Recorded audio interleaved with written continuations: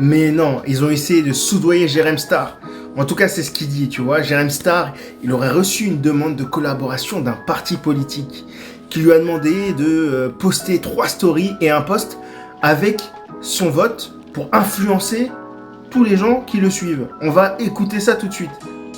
15 000 €, c'est pas une plaisanterie, pour faire, je crois, 3 stories et un post où, notamment, je prendrai en photo ou filmerai dans l'isoloir ce que je mets dans l'enveloppe, en fait, donc à savoir le parti en question, pour inciter donc à l'ouverture des bureaux de vote ma communauté donc à voter pareil.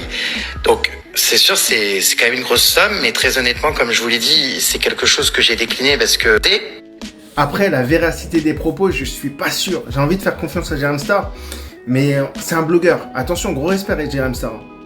C'est un des plus gros blogueurs de France. Et ça se trouve, c'est le plus gros blogueur people de France.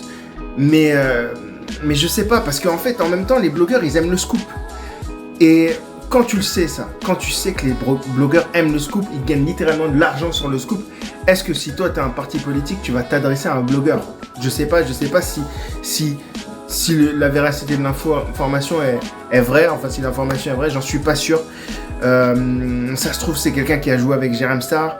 Mais respect à toi, Jérém Star. Mais en fait, le problème, c'est que du coup, il y en a plein qui commencent à douter des influenceurs qui prennent position. Ils se disent que des gars comme Mbappé qui ont pris position en conférence de presse, ça se trouve, c'est des gens qui les ont payés. On va regarder le tweet tout de suite.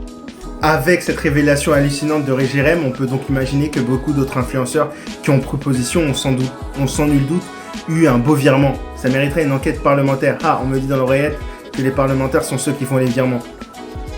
Bah moi je trouve que là ça vire à la paranoïa en fait.